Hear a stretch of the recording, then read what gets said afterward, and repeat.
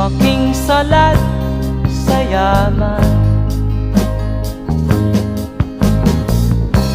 Maagang nawala si ama.